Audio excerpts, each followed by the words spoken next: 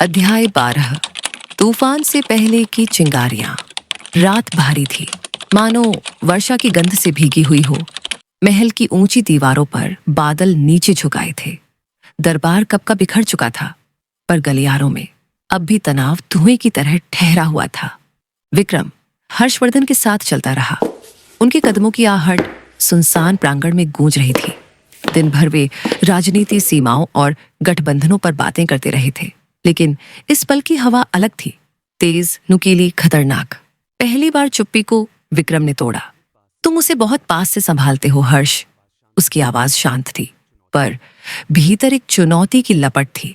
वह सुंदर है, कोई भी पुरुष उसकी ओर खिंच जाएगा। क्यों उसे परछाइयों में छिपा कर रखते हो, मानो वह कोई राज्य हो? हर्षवर्धन अचानक रुक गया, जबड़े सख्त हो उठे। क्योंकि वह तुम्हारी नजरों के लिए नहीं है।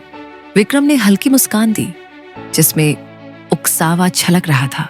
तुम्हारी बातें सुनकर लगता है मानो वह तुम्हारी हो, पर मैंने कभी तुम्हें उसे अपना कहते नहीं सुना। अगर तुमने उसे दावा नहीं किया हर्ष, तो हैरान मत होना जब कोई और करेगा। ये शब्द सूखी लकड़ी पर चिंगारी की तरह गिरे। हर्षवर्धन पलटा। उसकी आंखें गहरी अग्नि से दहक रही थीं। स्वर धीमा पर घातक था।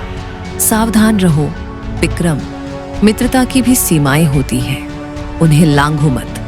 विक्रम पीछे नहीं हटा, थोड़ा झुककर। उसकी आवाज लगभग व्यंग्य में ढल गई। तो उसे अपना बना लो, या फिर मान लो कि तुम्हें डर है। उसकी आंखों में जो सच छुपा है, वह यह हो सकता है कि अवसर मिलने पर वह तुम्हें न चुने। उसके बाद की चुप्पी तलवार की धार जैसी तीखी थी। हर्षवर्धन की मुट्ठियां बगल में जकड़ी हुई थीं, सांसें भारी थीं। वर्षों की भाईचारे की डोर पहली बार टूटने के कगार पर थी। आखिरकार उसने स्वयं को मोड़ लिया। नियंत्रण टूट रहा था, पर पूरी तरह नहीं। मुझे दोबारा मत परखना, उसने कहा। हर शब्द पत्थर पर उकेरी चेतावनी जैसा था। उस रात जब वह अपने निजी कक्ष में पहुंचा, तो देखा मोहिनी उसका इंतजार कर रही थी। उसका घूंघट झुका था, हाथ कांपते हुए जुड़े थे। उसने फुसफुसाहटें सुनी थीं, उसकी आंखों में जलती आग देखी थी। कुछ न कहते हुए भी उसकी खामोशी ने सवालों की दीवार खड़ी कर दी। उसकी उपस्थिति ही उत्तर मांग रही थी। हर्षवर्धन ने द्वार बंद किया। बाहर का तूफान भीतर के तूफान का आईना बन गया। वह उसके चेहरे को टटोलने लगा, मानो उसकी शांत मुखाकृति से वे उत्तर मिल जाए जिन्हें वह खुद भी नाम नहीं दे पा रहा था। अर्जुन के शब्द अब भी कानों में गूंज रहे थे। प्रेम के प्रश्न, बंधनों के सवाल, जिन्हें उसने कभी खुद से भी स्वीकारने का साहस नहीं किया। पर आज उसके सामने खड़ी इस स्त्री से उसका दिल जो जोर से इनकार कर रहा था, वही सच कबूल नहीं कर पा रहा था। मोहिनी की शांति ने उसके हृदय की आग को और भड़का दिया। उसकी आंखों की स्थिरता, उसका निश्चल खड़ा होना, सब कुछ उसके भीतर के तूफान का मजाक उड़ाता सा लगा। उसकी आवाज कठोर हो उठी। तुम इतनी शांत क्यों खड़ी हो जब मैं... वह रुक गया। अपने ही द्वंद्व का भार उसकी जुबान को बांध गया। मोहिनी अडिग अंततः बोली, आपके क्रोध से भी बड़े विषय हैं महाराज। आज की रात मैं वह सत्य लेकर आई हूं जिसे टालना संभव नहीं। उसकी आवाज धीमी थी, पर धारदार। वह आगे बढ़ी। उसकी आंखें अटल थीं। शहर की फुसफुसाहटें सच है। बगावत सिर्फ विद्रोह नहीं है। वे आपकी प्रजा पर महामारी छोड़ने का षड्यंत्र रच रहे हैं, और तुम्हारा कबीला, वह ठहरी मानो अपने रहस्य का भार तौल रही हो। वे कभी गद्दार नहीं थे। उन्हें मोहरे की तरह इस्तेमाल किया गया। जड़ी बूटियों और औषधियों का उनका ज्ञान तोड़ा मरोड़ा गया, सेवा में बांधा गया। वे एक प्रतिविष बना रहे थे जिसे विद्रोही चुराना चाहते थे, आपके साम्राज्य के विरुद्ध हथियार बनाने के लिए। हर्षवर्धन के हृदय का तूफान उसके शब्दों के तूफान से टकरा गया। क्रोध, उलझन और एक गहरी आशंका उस पर उतर आई, पर मोहिनी की दृष्टि अटल रही। आपको सत्य चाहिए था, और अब वह आपके सामने है। उस रात पहली बार हर्षवर्धन डगमगाया, न विक्रम के सामने, न शत्रुओं के सामने, बल्कि उसके सामने। अध्याय 13। एक अनकहा सच। सांझ के धुंधलके में महल का बागान शांत पड़ा था। हवा में चमेली की मीठी खुशबू घुली थी। फव्वारे धीमे स्वर में गा रहे थे और पत्थर की पगडंडियों पर रखी लालटेनें झिलमिला रही थीं। मोहिनी अक्सर यहाँ चली आती थी, दरबार की निरंतर गहमागहमी से दूर, इस सन्नाटे में अपने लिए पल ढूंढने। पर आज वह अकेली नहीं थी। वैशाली का विक्रम वहां आ पहुंचा। उसके कदम नपे तुले थे, आंखें उसी बेचैन उत्सुकता से भरी हुई जो उसके आने के बाद से हर पल झलकती थी। उसमें वह संयम नहीं था जो हर्षवर्धन की आंखों में हमेशा रहता। उसके शब्द सीधे थे, दृष्टि बेझिझक। मोहिनी, उसकी आवाज धीमी और उतावली थी। मैंने तुम्हें देखा है।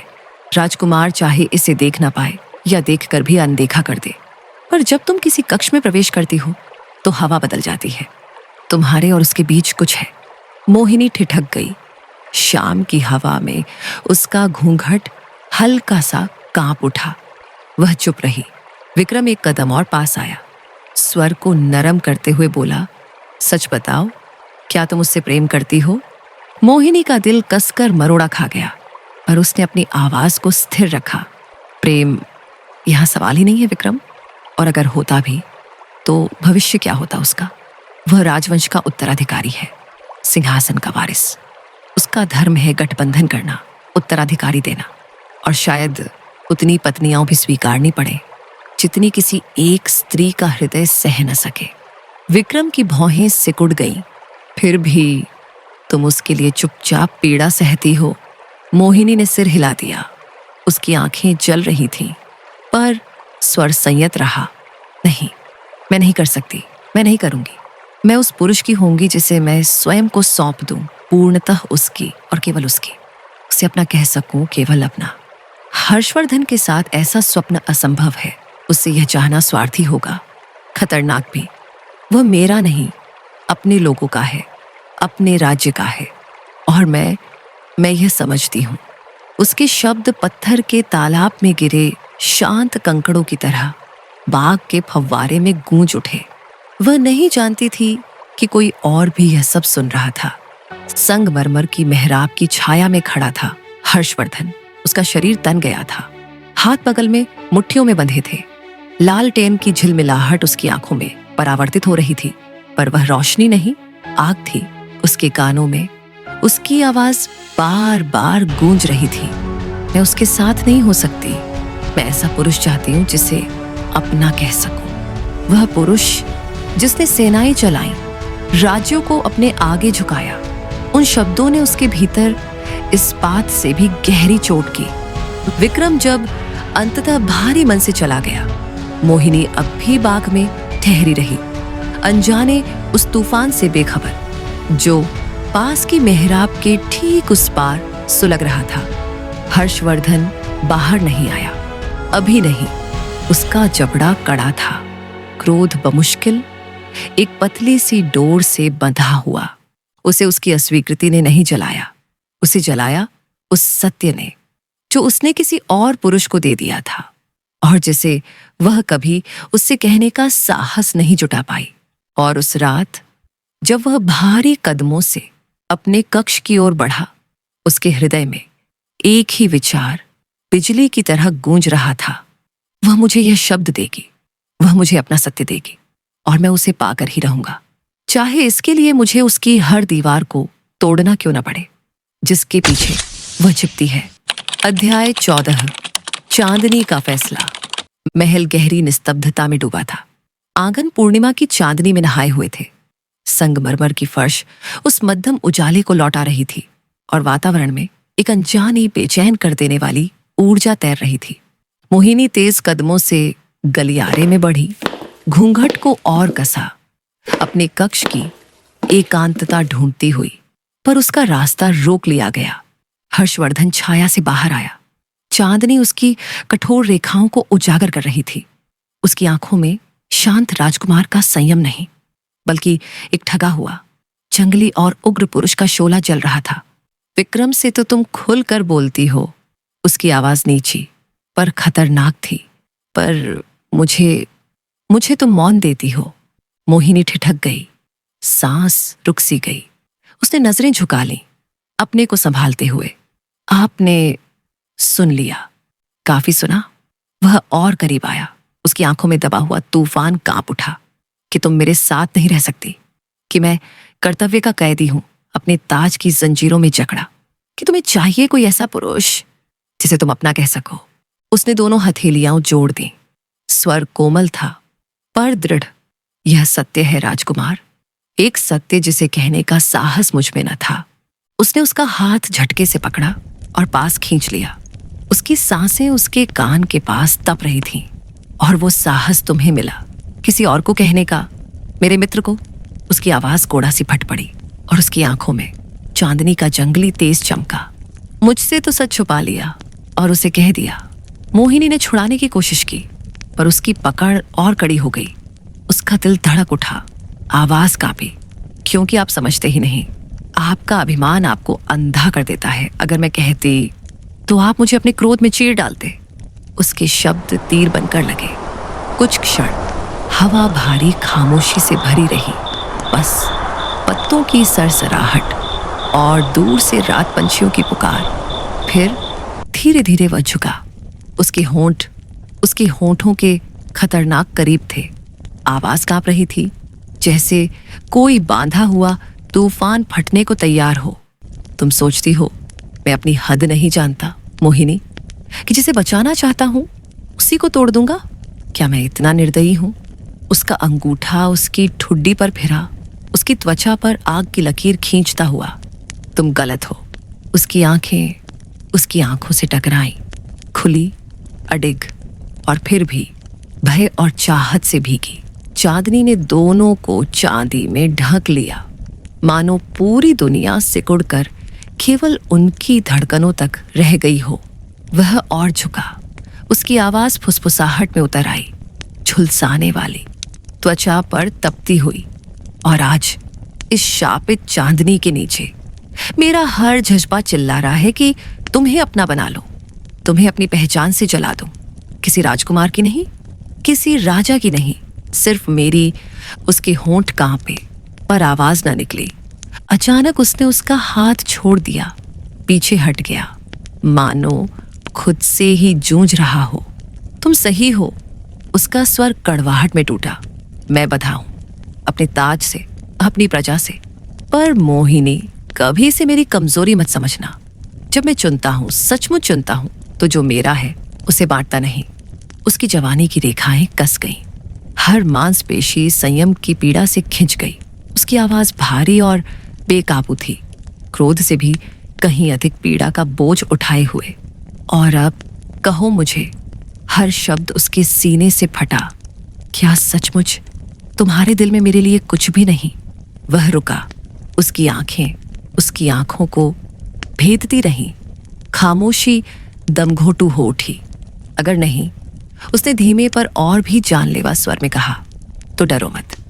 मैं फिर कभी इसका जिक्र ना करूंगा, पर याद रखना, आज की तुम्हारी चुप्पी हमेशा के लिए दफना देगी उस रिश्ते को जो हो सकता था।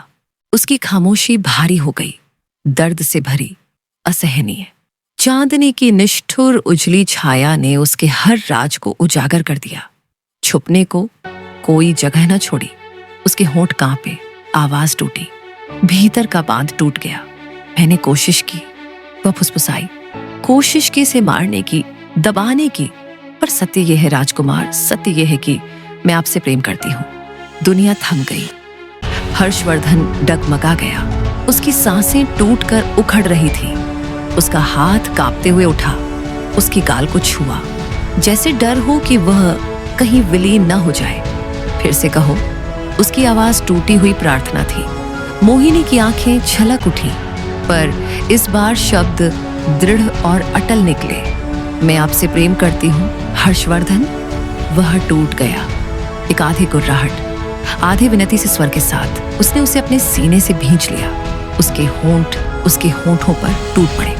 चुंबन आग बनकर बरसा, बेकाबू पागलपन सा, सब कुछ भस्म कर देने वाला। ये किसी राजा का दावा नहीं था, बल्कि एक पुरुष का समर्पण था जो प्रेम में पराजित हो गया था। उसके हाथ कांपते हुए उसके सीने पर टिके, फिर कसकर उसकी पोशाक को थाम लिया, मानो उसी तूफान में खुद को बांध रही हो जिससे वह भागना चाहती थी। आखिरकार जब उसके होंठ अलग हुए, उसका माथा उसके माथे से लगा था। आवाज टूटी पर श्रद्धा से भरी। क्या तुम जानती हो मोहिनी, तुमने क्या कर दिया? उसने आंखें मूंद ली। आंसू उसकी त्वचा भिगो गए। मैंने वही कह दिया जिसे मेरा दिल अब और दबा न सका। ऊपर चांद और तेज जल उठा, मानो उस व्रत को सील कर रहा हो जिसे दोनों ने अनजाने ही बांध लिया था। और उसकी चांदनी तले वे खड़े रहे, दो आत्माएं नियति से टूटी पर उस सत्य से बंधी जिसे कोई इनकार नहीं तोड़ सकता।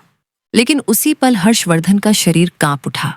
उसकी सांसें अनियमित हो गईं। आंखें जो अभी प्रेम और पीड़ा से जल रही थीं, अब किसी अंधकार से लाल हो गईं। उसकी नसें तन गईं, छाती बेकाबू धड़कनों से हाँफ उठी। राजकुमार! मोहिनी की आवाज कांप गई। वह घबराकर उसकी ओर बढ़ी, पर उसने सीने को थाम लिया, मानो किसी अदृश्य शत्रु से लड़ रहा हो। उसके शरीर से हिंस्र ऊर्जा फूटने लगी, कच्ची, शिकारी, खतरनाक। वातावरण भारी हो गया। वह अब कोई पुरुष न रह गया था, बल्कि किसी अनियंत्रित जंगली शक्ति का रूप हो गया था। उसने मोहिनी को जोर से धक्का दिया। उसकी गर्जना दमघोंटू चीख में टूटी और वह संगमरमर की फर्श पर गिर पड़ा। उसका शरीर मरोड़ खा रहा था। हर्षवर्धन! मोहिनी घुटनों के बल उसके पास गिर पड़ी। हाथ कांप रहे थे, पर संकल्प अडिग था। उसे यह शाप पता था, उसके रक्त में जहर धीमा छिपा हुआ, जिसे आज की रात के तूफान ने जगा दिया था। उसकी आंखें आंसुओं से धुंधली थीं, पर उसकी दृढ़ता अडिग रही। उसने अपने वस्त्रों की तह से एक शीशी निकाली जो चांदनी में हल्की चमक रही थी। उसे अपनी गोद में खींचकर उसने औषधि उसके होठों से लगाई, विनती करती रही कि वह निगल ले। एक भयानक पल तक कुछ न हुआ। उसकी सांसें टूटी फूटी थीं, पकड़ और कस गई। फिर धीरे धीरे मरोड़ थमने लगे। उसकी आंखों की लाली धुंधली पड़ गई। सांसें स्थिर हुईं। उसका शरीर ढीला पड़ गया, मानो विष उसके वश में आ गया हो। आखिरकार उसका सिर मोहिनी के कंधे पर ढल गया। बोझ भारी था, पर चेहरा शांत, मानो किसी नाजुक नींद में हो। मोहिनी ने उसे थामे रखा। आंसू उसके बालों में गिरे। आंगन स्थिर था, गवाह बस चांदनी थी। और उसने रात से कहा, आवाज टूटी हुई, अगर किस्मत तुम्हें जहर दे तो मैं तुम्हारी दवा बनूंगी। और राजकुमार उसकी बाहों में सो गया। कोई अंत नहीं, पर एक व्रत के साथ, एक मौन प्रतिज्ञा जो किसी भी ताज या नियति की जंजीरों से कहीं अधिक मजबूत थी। अध्याय 15। व्याकुल प्रभात। हर्षवर्धन अगली सुबह एक ऐसे संसार में जागा जो पीड़ा से डूबा हुआ था। सबसे पहले उसने अपने सिर में धड़कन महसूस की, तीखी, निर्दयी, मानो हर चोट उसके मस्तिष्क में युद्धनाद की तरह गूंज रही हो। उसका गला आग से झुलसा हुआ था, शरीर भारी, सुस्त, मानो पिछली रात पूर्णिमा के विषैले प्रकोप ने उसके रक्त में बंधन जकड़ दिए हों। एक कराह उसके होंठों से निकली जब उसने खुद को सीधा उठाने की कोशिश की। रेशमी चादरें उसके नंगे सीने से चिपकी थीं, बुखार के पसीने से भीगी, मानो बेड़ियां हों। कमरा उसकी दृष्टि में तैरता सा लग रहा था। हाथी दांत और सोने के स्तंभ धुंधले होकर परछाइयों में खोते जा रहे थे। एक पल के लिए उसे लगा कि वह अब भी पिछली रात के बुखार भरे स्वप्न में कैद है। पर तभी उसकी आवाज लौट आई, मैं तुमसे प्रेम करती हूँ। यह स्मृति किसी तलवार की तरह उसके भीतर उतर गई, धुंधली, बिखरी हुई, फिर भी इतनी प्रखर कि उसकी सांसें थम गईं। क्या उसने यह केवल अपनी व्याकुलता में सुना था, या सचमुच मोहिनी ने वे शब्द कहे थे जो इतने समय से उसके हृदय को निःशब्द सताते रहे थे? उसका जबड़ा कस गया। उंगलियां कनपटी पर दबाते हुए उसने धुंध को हटाने की कोशिश की। नहीं, ये कोई स्वप्न नहीं था, ये कोई बुखार की माया नहीं थी। वह उसकी आंखों की नमी, उसके कांपते होंठ और अंतिम स्वीकारोक्ति की दृढ़ता सब याद कर रहा था। वह सच्चाई उसकी थी। उसने कह दिया था, उसने वे शब्द उसे दिए थे जो एक सम्राट को भी तोड़ सकते थे। और अब वह चली गई थी। दोपहर तक हर्षवर्धन की व्याकुलता उसे पूरी तरह निगल चुकी थी। उसने राजमहल की गलियां छान डाली। उसका स्वर तीखा, कदम असमान लेकिन अडिग। हर कक्ष, हर छायादार कोना, हर जगह उसे उसकी आकृति दिखने की उम्मीद थी। उसके रेशमी वस्त्रों की सरसराहट सुनाई देने की आस थी। दासियां झुकी, मंत्री दरबार में प्रतीक्षा करते रहे, पर उसने सबको एक गुर्राहट में टाल दिया जो उसके भीतर उमड़ते तूफान का भेद खोल रही थी। वह कहाँ है? उसने दासियों से पूछा। वे आंखें झुकाकर हकलाई कि भोर के बाद से उन्होंने उसे नहीं देखा। उसकी धड़कनें जंगली, अजेय हो उठीं। वह उसके कक्ष की ओर बढ़ा, पर खाली। उसकी सुगंध अब भी हवा में तैर रही थी, चंपा की हल्की महक जो उसकी व्याकुलता का उपहास कर रही थी। उसने दरवाजे के नक्काशीदार चौखट को छुआ। हथेली कांप रही थी और सीना उस तृष्णा से उठ गिर रहा था जिसे अब वह छुपा नहीं पा रहा था। हर बीतता घंटा जिसमें वह अदृश्य रही, उसकी विवेक की फांस को और कसता गया। संध्या तक विशाल दरबार मौन और बेचैन था। मंत्री आपस में फुसफुसा रहे थे, अपने राजा की विचलित अवस्था को छुपाने में असमर्थ। हर्षवर्धन की दृष्टि दूर थी, सुनहरे मेहराबों से परे गलियारों पर जमी हुई। जब भी कोई दरवाजा खड़का, आशा उसकी नसों में बिजली की तरह कौंध उठती और अगले ही पल बुझ जाती जब वह न होती। और इस सारी पीड़ा के नीचे, उसकी व्याकुल खोज की उग्रता के बीच, एक सत्य उसके रक्त में बहते विष से भी अधिक प्रखर जल रहा था। यदि मोहिनी की स्वीकारोक्ति सच्ची थी, यदि उसका प्रेम वास्तव में उसी का था, तो फिर कुछ भी, न ताज, न भाग्य, न उसका अपना भय, उसे उससे दूर नहीं रख पाएगा। उस रात उसने प्रण लिया, वह उसे ढूंढ निकालेगा, और जब ढूंढ निकालेगा तो कोई बचाव नहीं होगा। अध्याय 16। अंधेरे में छोड़ा गया पत्र। रात भारी हो चुकी थी, उसका सन्नाटा दम घोंटने वाला। महल की दीवारों पर जली मशालें धीमी पड़ चुकी थीं और संगमरमर की फर्श पर परछाइयां इस तरह रेंग रही थीं मानो बेचैन आत्माएं भटक रही हों। फिर भी हर्षवर्धन अपने कक्ष से बाहर नहीं निकला। वह काले आबनूस की नक्काशीदार मेज पर बैठा था। सामने अनछुआ मदिरा से भरा स्वर्ण पात्र रखा था। उसकी गहरी आंखें दरवाजे पर टिकी थीं, जैसे केवल अपनी इच्छा की शक्ति से वह उसे उस पार से बुला लेगा। घंटे बीतते रहे, उसकी सांसें उखड़ने लगीं। शरीर पीड़ा और प्रतीक्षा से कसता गया, जैसे तन का हर स्नायु यातना में सख्त हो गया हो। आधी रात तक धैर्य, जो किसी राजा की पहचान होता है, क्रोध में बदल चुका था। वह कहाँ थी? यह सवाल उसके भीतर कोड़े की तरह बरसा। उसके होंठों पर कांपते हुए स्वीकार की स्मृति, जो अचानक ही धुंध की तरह गायब हो गई थी, उसकी छाती में नाखूनों की तरह ढस गई। क्रोध और विश्वासघात का तूफान उसके भीतर आपस में उलझ गया।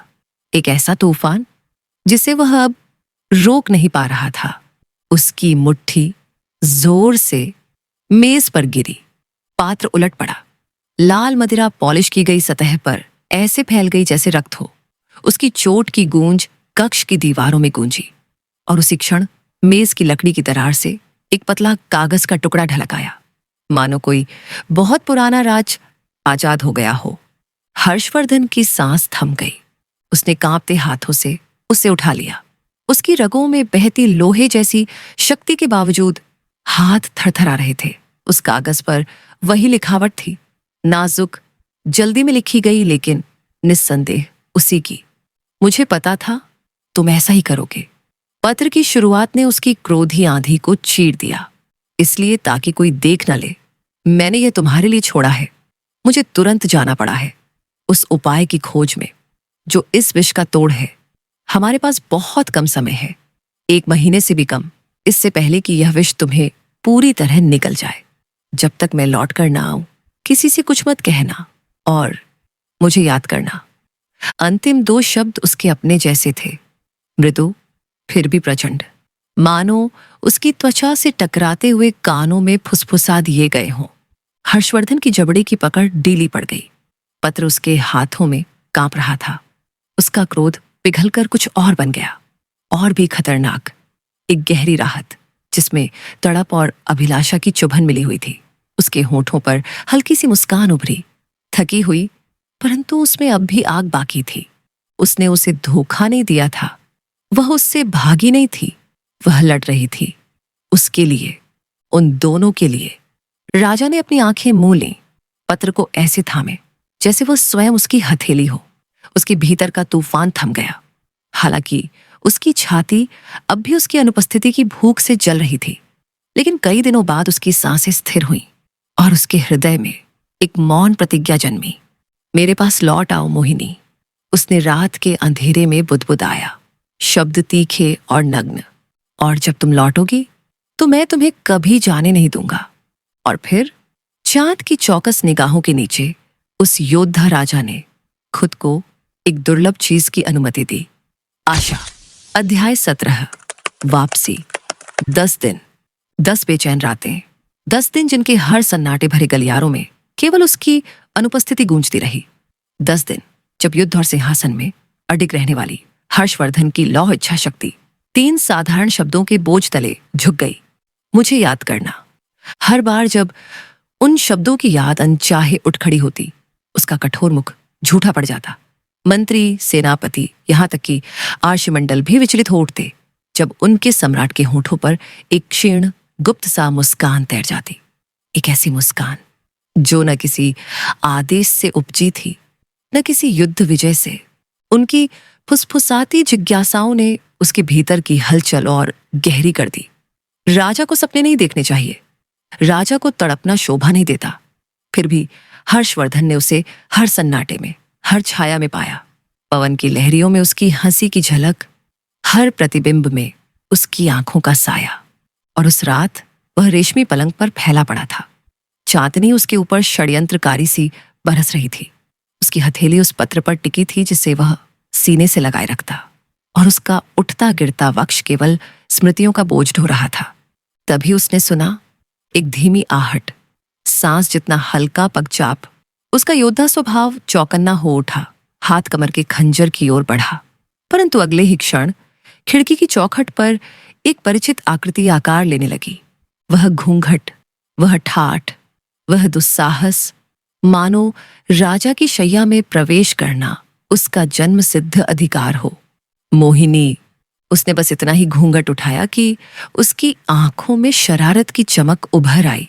उसकी आवाज छेड़ने वाली रेशमी वर्जित लहर की तरह हवा में घुल गई। लगता है किसी ने मुझे बहुत याद किया। ये शब्द किसी तलवार से अधिक गहरे उतरे। एक क्षण को सम्राट, भूमि विजेता, पुरुषों के स्वामी बोले ही भूल गए। होंठ खुले फिर बंद हो गए। वह तन कर बैठ गया। उसका 6 फुट लंबा शरीर सपनों में पकड़े गए किशोर सा अकड़ा हुआ। उसकी चुप्पी लगभग हास्यास्पद थी। चेहरा गुस्से और राहत, गर्व और असहाय आनंद के बीच झूलता हुआ। मोहिनी के होंठों पर एक जानकार मुस्कान थी। वह धीरे धीरे आगे बढ़ी। उसकी चाल मंथर, जानबूझकर नपे कदम। उसके वस्त्रों की हल्की सरसराहट फर्श पर गूंजती हुई। अजीब है, उसने धीमे से कहा। उसकी नजरें उस पर टिकी रहीं। वही राजा जिसकी क्रोध से दरबार कांप उठता है, आज मुझसे आंख मिलाने की हिम्मत तक नहीं रखता। हर्षवर्धन ने निगलते हुए होंठ भींच लिए। शब्द गले में अटक गए। तुम गायब हो गई थी। 10 दिन मोहिनी, अनंत से लगते 10 दिन। 10 दिन, उसने भीगी आवाज में दोहराया। उसके पास आकर रुक गई। उसकी उंगलियां पंख सी हल्की उसके वस्त्र की आस्तीन को छू गईं। और फिर भी तुम जीवित हो और गुप्त हंसी मुस्कुराते हो, मैंने सुना है। हर्षवर्धन के कान सुर्ख हो उठे। मंत्रियों की चकित निगाहें उसकी स्मृति में कौंध गईं और उसकी शाही स्थिरता दरकने लगी। मेरा उपहास मत उड़ाओ, वह बुदबुदाया, पर उसकी आवाज में कोई दृढ़ता न थी। मोहिनी ने बस सिर झुकाकर आंखें चमकाईं। उत्तर देने की बजाय वह और करीब झुकी। उसका घूंघट उसके गाल को छू गया। उसकी फुसफुसाहट उसके कान में गर्माहट घोल गई। अगर मैं ऐसा करूं तो... हर्षवर्धन का शरीर जड़ हो गया। सांसें थम सी गईं। पहली बार वह न झड़ से न भाग्य से, बल्कि उसी स्त्री से असहाय हो गया जो उसकी कक्ष में उसकी सत्ता छीनने आई थी। उसकी हंसी धीमी, गुप्त सी थी, ऐसी जो उसके हृदय को जकड़ ले और उसे एक साथ लज्जित और निर्बल बना दे। और उसी क्षण महान योद्धा राजा हर्षवर्धन को एक ही सत्य झात हुआ। मोहिनी की वापसी ने फिर एक बार उसकी दुनिया उलट दी थी। मोहिनी धीरे धीरे और पास झुकी। उसका घूंघट हर्षवर्धन के जबड़े को छूता हुआ सरक गया। उसकी हंसी चांदी की झंझनाती घंटियों सी, मानो केवल उसी के कानों के लिए थी। उसकी उंगलियां, वे निडर विश्वासघाती उंगलियां, धीरे धीरे उसकी चौघे के कपड़े पर फिसल गईं। सुनहरी कढ़ाई की लकीरों को ऐसे टटोलती मानो उसे पूरा अधिकार हो उसके शरीर को जानने का। घूंघट के पीछे उसकी आंखें चमक रही थीं, मजाक उड़ाती हुई, चुनौती देती हुई और उसके कष्ट में आनंद लेती हुई। बहुत पीले लग रहे हो महाराज, उसने कानों के पास फुसफुसाया। उसकी आवाज में शरारती धार थी। या फिर चेहरे पर लाली है, बताओ अब भी वही झर सताता है तुम्हें? अचानक उसकी हथेली थम गई और हल्के से उसने उसके सीने पर दबाव डाला, ठीक वहां जहां उसका हृदय युद्ध नखाड़े की तरह धड़क रहा था। या फिर ये मैं हूं? हर्षवर्धन का गला सूख गया, सांसें अनियंत्रित हो गईं।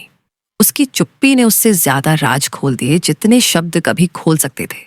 उसकी मुट्ठियां कस गईं, मानो भीतर की आग को बांधने की असफल कोशिश कर रहा हो। पर मोहिनी निर्दय थी। वह और झुकाई।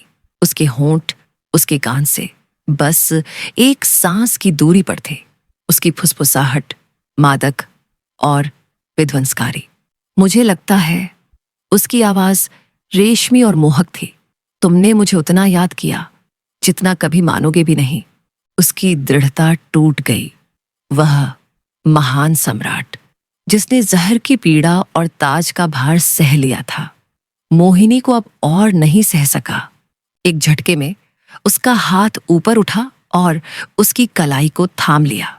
उसका दूसरा हाथ उसकी कमर के चारों ओर लिपट गया, उसे अपने सीने से सटा लिया। मोहिनी की चौंकी हुई सांस ने उसके भीतर की आग और भड़का दी। हिम्मत करती हो। उसकी गुर्राहट धीमी और खतरनाक थी, मानो संयम का बांध टूट चुका हो। मुझसे खेल खेलने की मोहिनी? 10 दिनों तक गायब रहकर फिर लौट आना अपनी व्यंग्य भरी हंसी के साथ, और सोचती हो मैं तुम्हें यूं ही छेड़छाड़ करने दूंगा? मोहिनी नहीं डरी।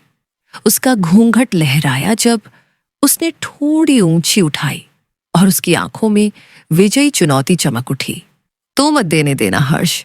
ये शब्द उसे पूरी तरह तोड़ गए। एक कराह जो आधी गुर्राहट थी, आधी विनती के साथ हर्षवर्धन ने अपने होंठ उसके होंठों से कुचल दिए। वह चुंबन कोमल नहीं था, वह जंगली आग था, उग्र और भस्म कर देने वाला। एक सम्राट जो तड़प में बिखर चुका था और एक स्त्री जो इतनी निडर थी कि उसकी बर्बादी को भी छेड़ सके। उनकी टक्कर थी। उसकी पकड़ और कस गई। एक हाथ से उसने उसका घूंघट मरोड़ कर खींच लिया ताकि उनके बीच कुछ भी आड़े न रहे। मोहिनी उसके आलिंगन में पिघल गई। उसकी हंसी धीरे धीरे एक मध्यम कराह में बदल गई। उसके हाथ हर्षवर्धन के कंधों को पकड़ चुके थे, मानो उसने भी नहीं सोचा था कि वह किस तूफान को जगा चुकी है। दुनिया खो गई। चांदनी, दीवारें, सब उस धधकती ज्वाला में डूब गए जो उनके बीच जल उठी थी। जब अंततः उसने अपने होंठ अलग किए, दोनों हाँफ रहे थे, कांप रहे थे। उनके बीच की खामोशी चाहत से इतनी भारी थी कि सांसें भी ठहर गईं। उसका माथा मोहिनी के माथे से टिक गया और उसकी टूटी फूटी आवाज बाहर निकली।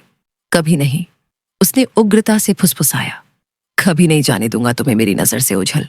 तुम मेरी हो मोहिनी, मेरी। जितनी ये सांसें मेरी हैं, जितना ये जीवन मेरा है। सुन रही हो? उसकी आंखें अंधेरे में चमक रही थीं।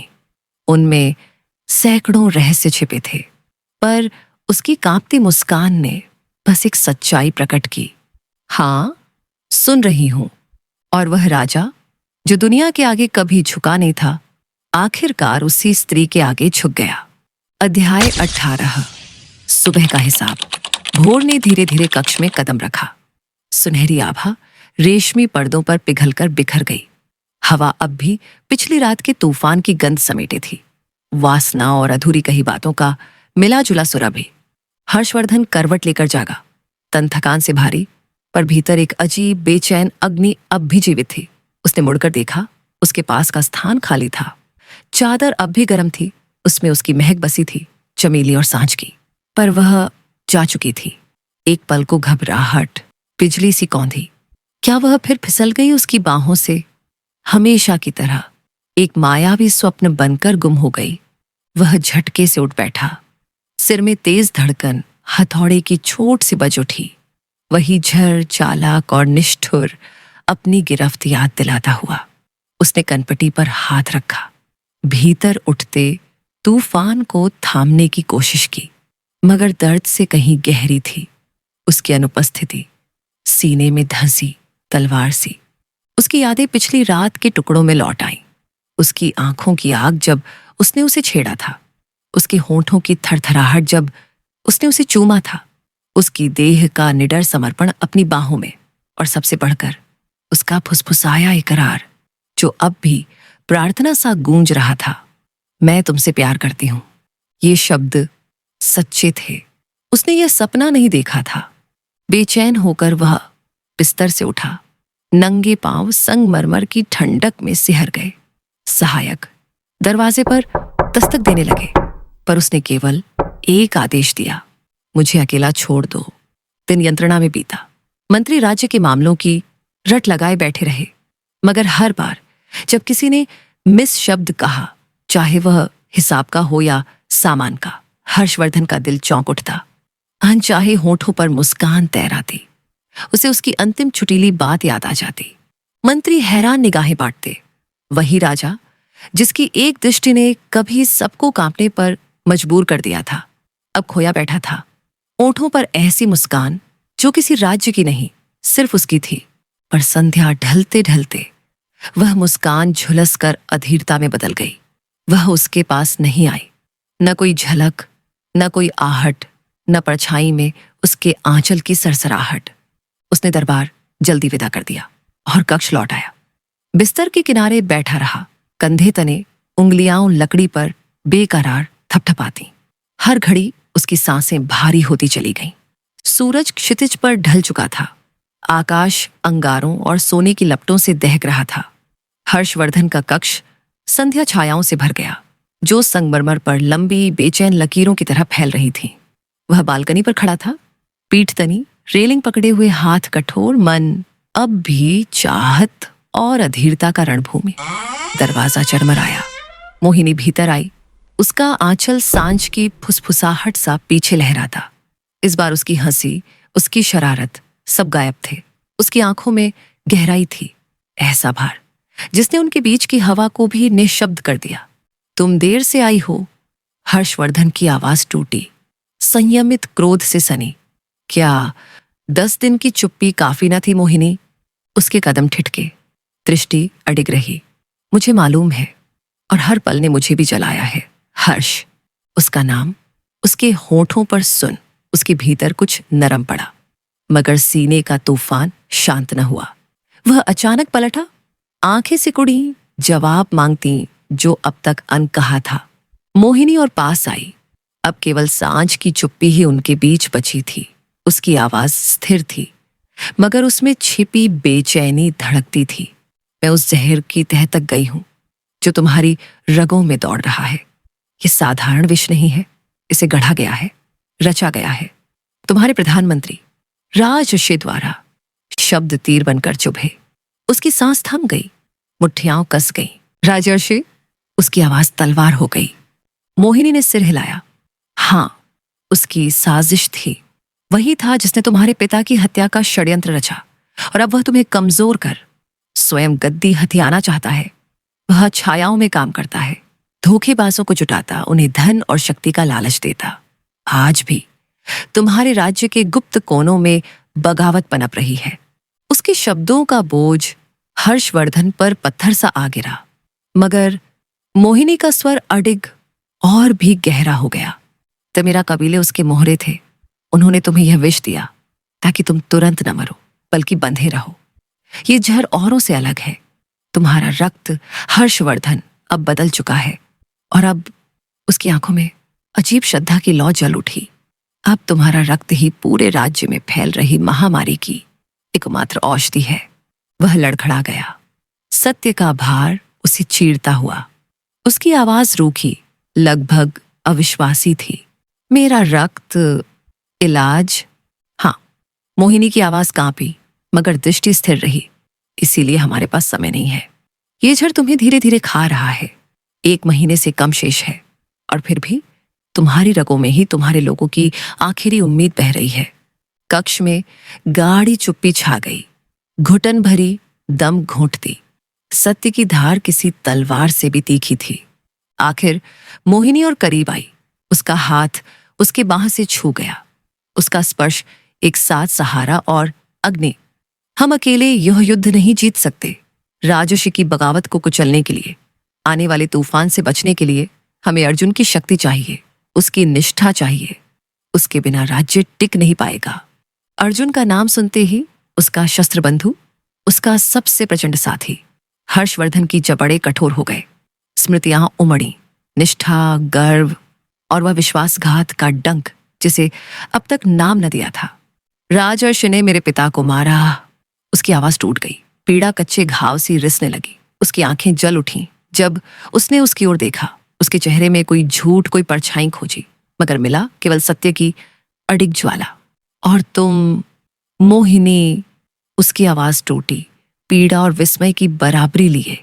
तुमने सब दांव पर लगाया, यह सत्य लाने के लिए, अपनी जान तक। उसकी आंखें नरम पड़ गईं, धुंधलाती रोशनी में चमकती हुई।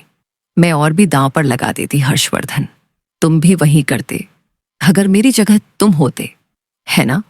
उनके बीच यह स्वीकारोक्ति ठहर गई, कोमल और प्रचंड, हर वचन से गहरी डोर बनकर। हर्षवर्धन ने हाथ बढ़ाया, उसका चेहरा अपनी हथेली में समेट लिया। उसका अंगूठा उसके गाल पर थरथराया, जैसे वह इस टूटते जग में बचा उसका एकमात्र सत्य हो। तो फिर हम इस तूफान का सामना साथ करेंगे। उसकी आवाज धीमी थी, पर वचन दहाड़ सा। राजर्षि को इसकी कीमत चुकानी होगी। गद्दी नहीं गिरेगी। और मोहिनी, उसने अपना माथा उसके माथे से टिका दिया। सांसें बेकाबू। कभी फिर बिना कहे मुझसे दूर मत जाना, मैं बच नहीं पाऊंगा। संध्या गहराती गई। परछाइयां और सघन होती, जैसे युद्ध के शकुन। मगर उस घड़ी अंधेरे के नीचे 2 दिल अड़िग खड़े थे, प्रेम से बंधे, विश्वासघात से घायल, और आने वाले हिसाब के लिए तैयार। अध्याय 19। सच का बोझ महल की सभा रात के सन्नाटे में डूबी थी। हवा में हलचल थी, मानो हर दीवार किसी विस्फोटक रहस्य का इंतजार कर रही हो। विक्रम हर्षवर्धन का बचपन का साथी, उसका विश्वास पात्र, उसका साया, लंबे सफर के बाद लौटा था। वैशाली का राजा, जिसने कभी अपने ही दिल की गहराइयों में मोहिनी के लिए जगह बना ली थी। परंतु उस रात उसकी आंखों में प्रेम नहीं, आग थी। वह धीमे स्वर में बोला, हर्ष, क्या तुम जानते हो मोहिनी कौन है? वह तो मेरा कबीले की राजकुमारी है, वही जिसने तुम्हें यह धीमा झड़ दिया। मैं जब वैशाली लौटा, मैंने सच का पीछा किया, और यही सामने आया। हॉल में गूंज उठे ये शब्द, और फिर चुप्पी छा गई। हर्षवर्धन की नजरें स्थिर रहीं। कोई आश्चर्य, कोई चौंक उनके चेहरे पर न था। उनकी आवाज उतनी ही शांत थी जितनी तलवार की धार। हाँ विक्रम, मुझे सब पता है। विक्रम ठिठक गया। उसके भीतर दर्द और अविश्वास दोनों उमड़े। तुम जानते थे, फिर भी उसे अपने पास रखा? मैंने उसे एक बार अपने साथ वैशाली चलने को कहा था, पर उसने इनकार कर दिया। तब मुझे लगा ये उसका निष्ठा थी। अब समझ में आता है, ये तो छल था। हर्षवर्धन के चेहरे पर हल्की थकान, पर गहरी दृढ़ता थी। नहीं विक्रम, यह छल नहीं था। उसका सच मैंने पहले ही पहचान लिया था। वह मेरे पास आई थी, दुश्मन की संतान बनकर, पर ठहरी उस स्त्री की तरह जिसने मेरी हर कमजोरी को अपने मौन में दफन कर दिया। मेरे रक्त का जहर बाहर किसी तक न पहुंचे, उसने यही सुनिश्चित किया। विक्रम का दिल तड़प उठा। उसकी नजरों में दर्द और जलन थी। और तुम उससे प्रेम करते हो? हर्षवर्धन ने उसकी ओर गहरी दृष्टि से देखा। हाँ, और यह भी जानता हूं कि तुम्हारे दिल में भी वही जगह है उसके लिए। परंतु राजा बनने से पहले मैं एक मित्र था, तुम्हारा मित्र, और तुम्हें यह सच बताना मेरा कर्तव्य था। उनकी आवाज पत्थर सी कठोर थी, पर भीतर गहरी उदासी छिपी थी। पर जो शब्द दोनों मित्रों के बीच आदान प्रदान हो रहे थे, वह सब सुन रही थी मोहिनी। दरबार की परछाई में खड़ी उसकी सांसें थम गईं। उसकी सच्चाई, उसका अपराध, उसका हर नकाब अब उजागर हो चुका था और हर्षवर्धन का विश्वास उसकी आत्मा को झकझोर रहा था। अध्याय 20। सवाल और जवाब। रात के अंधेरे में मोहिनी चुपचाप हर्षवर्धन के कक्ष में पहुंची। उसके कदम भारी थे, आंखें नमी से भीगी हुई। हर्षवर्धन खिड़की के पास खड़े थे। चांदनी उनकी कठोर रेखाओं को नरम बना रही थी। मोहिनी की आवाज टूटी हुई पर साहसी थी। आप जानते थे मेरे बारे में, मेरा अतीत, मेरा कबीला, मेरा अपराध, फिर भी आपने कभी मुझे दोषी नहीं ठहराया। क्यों महाराज? क्यों आपने उस विष के लिए मुझे दोष नहीं दिया जिसने आपकी हर सांस को पीड़ा दी? हर्षवर्धन ने धीरे धीरे उसकी ओर रुख किया। उनकी आंखें गहरी, स्थिर और गंभीर थीं। हां, मैं गुस्से में था मोहिनी। शुरू में आग मेरे भीतर भी थी, परंतु राजा केवल तलवार से नहीं चलता। राजा नियत को पहचानना भी जानता है। तुम मेरे पास थी, तुम्हारे पास मेरे हर राज तक पहुंच थी, फिर भी तुमने उन्हें कभी किसी तक नहीं पहुंचने दिया। तुमने मेरे कष्ट को मेरे शत्रुओं से ढक कर रखा। क्या यह किसी शत्रु का काम है? मोहिनी की आंखों से आंसू ढलक पड़े। उसका अपराध बोध और गहरा सम्मान आपस में घुल गया। हर्षवर्धन आगे बढ़े, उनकी आवाज और भारी हो गई। मैंने तुम्हें परखा हर बार, और हर बार पाया कि तुम दूसरों से अधिक सच्ची निकली। यही कारण है कि मैंने तुम्हें वहां जगह दी जहां और किसी को आने का हक नहीं था, मेरे विश्वास के सबसे करीब। मोहिनी कांपती हुई बोली, मैंने सोचा था आप मुझे त्याग देंगे, मैं तो दोषी थी। हर्षवर्धन ने धीरे से उसका चेहरा अपने हाथों में लिया। उनकी निगाहें अब कोमल हो गईं। तुम दोषी नहीं थी मोहिनी, तुम मेरी शक्ति बनी, और यही कारण है कि मैं तुम्हें खो नहीं सकता। उसके भीतर सम्मान और प्रेम की ऐसी लहर उठी जो पहले से कहीं गहरी थी। उसने धीमे स्वर में फुसफुसाया, आप मेरे लिए वही है जहां से मेरा सम्मान शुरू होता है और जहां मेरा अस्तित्व पूरा होता है। और उस पल मोहिनी का मन और अधिक दृढ़ हो गया। अब वह न केवल हर्षवर्धन की प्रेमिका थी, बल्कि उसकी सबसे मजबूत कवच भी। अंतिम अध्याय। पुनर्स्थापित साम्राज्य, अनंत प्रेम। युद्ध भूमि पर अंततः शांति छा गई थी। विद्रोह का धुआं लालिमा से भरे क्षितिज में विलीन हो चुका था। राजर्षि के सैनिकों के ध्वज धूल में रौंदे पड़े थे। उसकी गद्दारी सदा के लिए मौन हो चुकी थी। अर्जुन की तलवार पर निष्ठा की विजय चमक रही थी और उसकी आंखों में प्रज्वलित संतोष की अग्नि। उस सबके केंद्र में खड़े थे हर्षवर्धन, फटे हुए वस्त्रों में, युद्ध के रक्त से सना मुकुट धारण किए, पर आत्मा अडिग और अजय। राज्य सुरक्षित था, प्रजा विद्रोह और महामारी की छाया से मुक्त हो चुकी थी। और जहां हर्षवर्धन और अर्जुन ने राजर्षि की योजनाओं को कुचल दिया, वहीं मोहिनी तेज, साहसी, निडर एक छाया की तरह घुस पड़ी थी अगस्ती गांव के गुप्त ठिकाने में, उस गुप्त वैद्य समाज में जहां राजर्षि ने प्रतिरोधक औषधि छुपा रखी थी। प्राणों की बाजी लगाकर उसने वही अमृत चुरा लिया। उसके हृदय में केवल एक व्रत धड़क रहा था, अपने राजा को बचाना, चाहे इसकी कीमत कुछ भी हो। पर नियति क्रूर थी। युद्ध से लौटते समय चांदनी निर्मम होकर चमक रही थी। अचानक हर्षवर्धन के कदम लड़खड़ा गए। विष की धीमी पीड़ा से पहले ही टूटा हुआ उसका शरीर अब और न सह सका। वह धूल में गिर पड़े, सांसें टूटी टूटी, त्वचा बर्फ सी ठंडी। हर्षवर्धन! मोहिनी की चीख ने रात को चीर दिया। वह घुटनों के बल बैठ गई, उसका सिर अपनी गोद में समेट लिया। आंसू बहते हुए उसके चेहरे को भिगो रहे थे। राजा की पलकों ने अंतिम प्रयास किया खुलने का। मैं अब नहीं। उसकी टूटी आवाज पीड़ा से भरी थी। शायद यही भाग्य का अंत है। ऐसा मत कहना। मोहिनी की फुसफुसाहट तप्त थी। उसकी कांपती उंगलियां उस शीशी तक पहुंच गईं जिसे पाने के लिए उसने मृत्यु से टकराया था। तुमने मुझे जीवन का वचन दिया था हर्षवर्धन, और मैंने तुम्हें प्रेम का। आज कोई व्रत नहीं टूटेगा। कांपते हाथों से उसने औषधि उसके अधरों तक पहुंचाई। क्षण भर को पूरा संसार ठहर गया और हर्षवर्धन अचेत हो गए। सुबह मानो तूफान के बाद पहली किरण। हर्षवर्धन की आंखें धीमे से खुली। वह अपने रेशमी शैया पर थे। राजवैद्य चारों ओर खड़े श्वास रोके प्रतीक्षा कर रहे थे। उनके चेहरे की पीली छाया मिट चुकी थी। रक्त में जीवन की गर्मी लौट रही थी। छाती नियमित गति से उठ गिर रही थी। विष का बंधन टूट चुका था। जीवन फिर से प्रखर और विजयी होकर लौट आया था। और उनकी आंखों ने सबसे पहले जिसे देखा वह थी मोहिनी। उसका आंचल ढलक गया था। चेहरा आंसुओं से भीगा हुआ, पर उज्जवल, निर्मल। उसकी आंखों में ऐसा प्रेम चमक रहा था जो चांदनी को भी लज्जित कर दे। मोहिनी।